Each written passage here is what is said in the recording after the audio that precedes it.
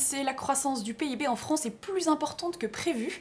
Un chiffre qu'on va commenter avec Anne de Guigné. Bonjour Anne. Bonjour Ariane. Vous êtes spécialisée sur les sujets de conjoncture économique au Figaro. Alors la croissance est revue à la hausse, elle passe à 2%. En fait, l'INSEE a publié ce matin une croissance de 2% pour 2017. Avant, elle prévoyait le chiffre de 1,9%. C'est assez fréquent qu'elle réajuste ses estimations. Parce qu'en fait, c'est très compliqué de mesurer la croissance du pays. Il faut remonter plein de données de l'activité de toutes les entreprises du pays, tous les secteurs, toutes les régions. Donc il y a très souvent une salve de révision des chiffres. Et là, donc l'INSEE a revu, en fin janvier, elle avait dit 1,9%. Et là, elle est passée à 2%. C'est une très bonne nouvelle, c'est un bon chiffre. Puisque la dernière fois qu'on était à ce niveau-là, c'était en 2011. Alors Anne, comment peut-on expliquer ce bon résultat ?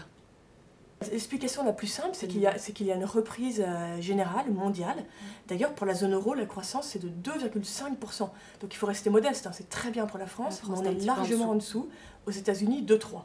Donc on est en dessous, mais il y a une reprise mondiale. Vous savez, l'économie, il y a toujours un cycle, on descend puis on remonte. Donc là, on remonte, on est dans le début de la phase de redémarrage du cycle, et la France suit, entraînée par tout le monde. Donc c'est pas nécessairement l'effet Macron, Anne, ce chiffre satisfaisant ? Non, d'ailleurs Emmanuel Macron ne fait pas tellement le malin là-dessus. Hein, quand il parle de ses réformes, il dit lui-même qu'on verra les effets à partir de 2020. Donc il y a vraiment, s'il y a un effet, ce serait plutôt des réformes de François Hollande qui a baissé le coût du travail à la fin de son quinquennat, qui a d'abord fait un matraquage fiscal et puis ensuite il a changé de politique et il a fait une politique de l'offre en fin de quinquennat et c'est plutôt lui qui a permis aux entreprises d'aller mieux aujourd'hui. Mais vraiment la grosse explication c'est le cycle et la reprise mondiale, même s'il y a bien sûr un effet confiance Macron. Bon, on a vu par exemple hier le PDG de Disney qui a annoncé qu'il investissait 2 milliards de plus en France. Il a clairement indiqué, c'est parce que les choses avaient changé, que Emmanuel Macron était là. Donc il y a un effet confiance. Très difficile de mesurer son poids vraiment dans la croissance, mais c'est clairement pas le gros, du dynamisme.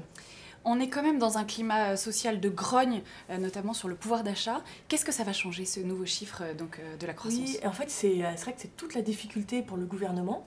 C'est que la croissance est bonne, on est en redémarrage. Il faut évidemment relativiser tout ça, mais grosso modo, les ménages sont méfiants. Hier, il y avait un autre indice de l'INSEE qui était la confiance des ménages, qui était en baisse. Et notamment, les ménages sont inquiets pour leur pouvoir d'achat, leur avenir financier. Et en fait, le gouvernement s'est un peu pris les pieds dans le tapis, parce qu'à l'automne, ils ont énormément communiqué sur le pouvoir d'achat. En fait, ils ont fait c'est une opération un peu compliquée fiscalement. Mais donc, la CSG augmente pour tout le monde et en parallèle, on a baissé les cotisations salariales des actifs. Donc grosso modo, les salaires ont augmenté un peu pour tout le monde en janvier et augmenteront encore d'un cran plus fort à la fin de l'année. Donc en fait, la feuille de paie des actifs s'est améliorée, mais ce n'est pas ressenti tel quel, parce qu'en parallèle, il y a une augmentation de la fiscalité du tabac, du diesel, et puis le pouvoir d'achat, c'est totalement irrationnel. Chacun a son ressenti différent.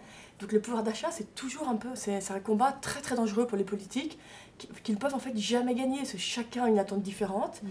Et donc là, oui, on voit bien que tous les sondages le prouvent.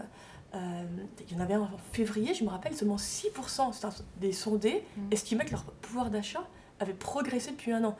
Plus de 50% pensaient qu'il s'était dégradé. Alors même que les feuilles de paie se sont donc améliorées.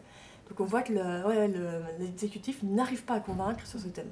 Merci beaucoup Anne, je rappelle que vous êtes journaliste éco au Figaro et votre analyse détaillée du sujet est à retrouver dans les bonnes colonnes du journal et sur lefigaro.fr.